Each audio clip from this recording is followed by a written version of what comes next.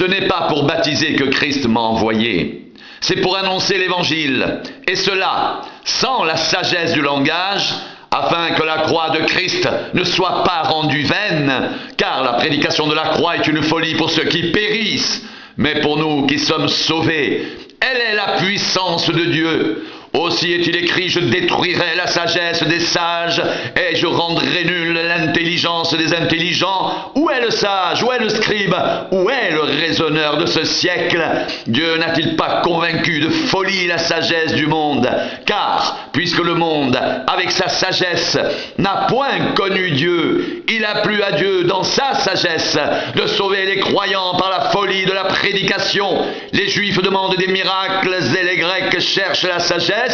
Nous prêchons Christ crucifié, scandale pour les Juifs et folie pour les païens, mais puissance de Dieu et sagesse de Dieu pour ceux qui sont appelés tant Juifs que Grecs, car la folie de Dieu est plus sage que les hommes et la faiblesse de Dieu est plus forte que les hommes.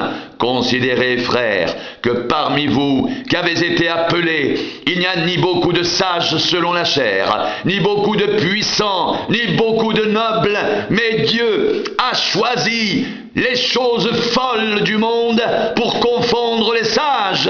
Dieu a choisi les choses faibles du monde pour confondre les fortes.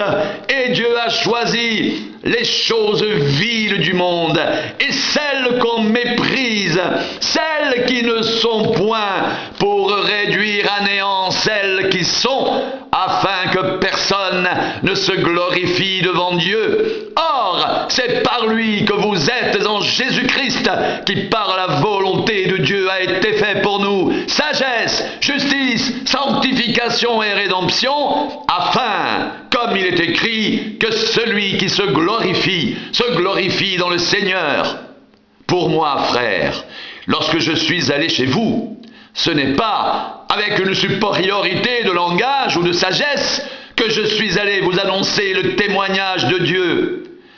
Car je n'ai pas eu la pensée de savoir parmi vous autre chose que Jésus-Christ et Jésus-Christ crucifié. Moi-même, j'étais auprès de vous dans un état de faiblesse, de crainte et de grand tremblement. Et ma parole et ma prédication ne reposaient pas sur les discours persuasifs de la sagesse, mais sur une démonstration d'esprit et de puissance, afin que votre foi soit fondée, non sur la sagesse des hommes, mais sur la puissance de Dieu. Cependant, c'est une sagesse que nous prêchons parmi les parfaits, sagesse qui n'est pas de ce siècle, ni des chefs de ce siècle, qui vont être réduits à l'impuissance. Nous prêchons la sagesse de Dieu, mystérieuse et cachée, que Dieu, avant les siècles, avait destinée pour notre gloire, sagesse qu'aucun des chefs de ce siècle n'a connue, car s'il l'avait connue, il n'aurait pas crucifié le Seigneur de gloire.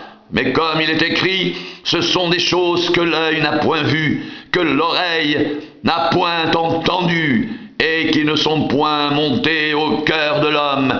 Des choses que Dieu a préparées pour ceux qui l'aiment.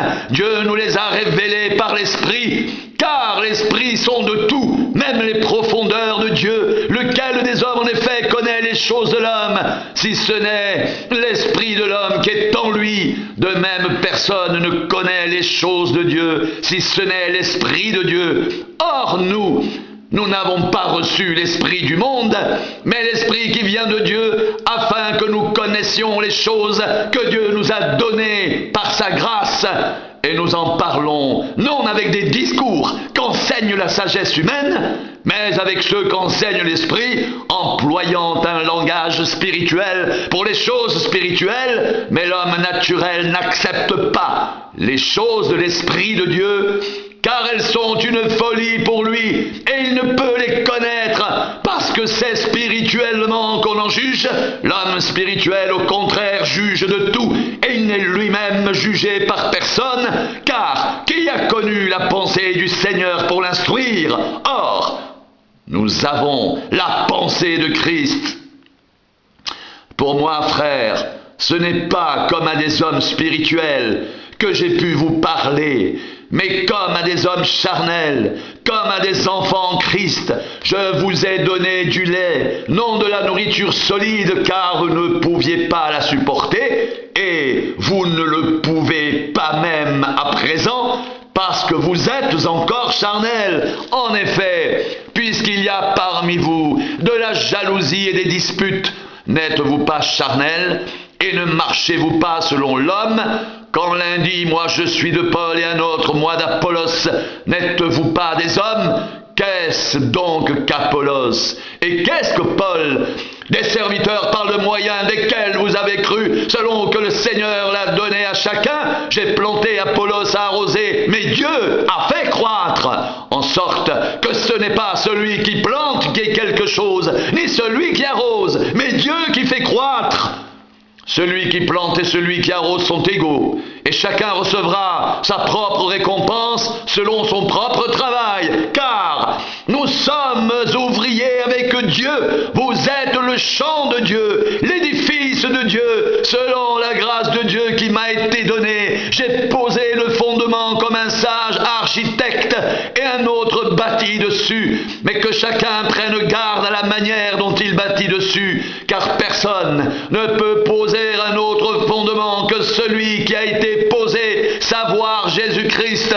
Or, si quelqu'un bâtit sur ce fondement avec de l'or, de l'argent, des pierres précieuses, du bois, du foin, du chaume, l'œuvre de chacun sera manifestée, car le jour la fera connaître, parce qu'elle se révélera dans le feu, et le feu éprouvera ce qu'est l'œuvre de chacun. Si l'œuvre bâtie par quelqu'un sur le fondement subsiste, il recevra une récompense. Si l'œuvre de quelqu'un est consumée, il perdra sa récompense. Pour lui, il sera sauvé, mais comme au travers du feu. Ne savez-vous pas que vous êtes le temple de Dieu et que l'Esprit de Dieu habite en vous? Si quelqu'un détruit le temple de Dieu, Dieu le détruira, car le temple de Dieu est saint et c'est ce que vous êtes, que nul ne s'abuse lui-même. Si quelqu'un parmi vous pense être sage selon ce siècle, qu'il devienne fou afin de devenir sage, car la sagesse de ce monde est une folie devant Dieu. Aussi est-il écrit, il prend les sages dans leur ruse, et encore le Seigneur connaît les pensées des sages. Il sait qu'elles sont vaines, que personne donc ne mette sa gloire dans des hommes, car tout est à vous, soit Paul, soit Apollos, soit Céphas, soit le monde, soit la vie, soit la mort, soit les choses présentes, soit les choses à venir. Tout est à vous et vous êtes à Christ et Christ est à Dieu.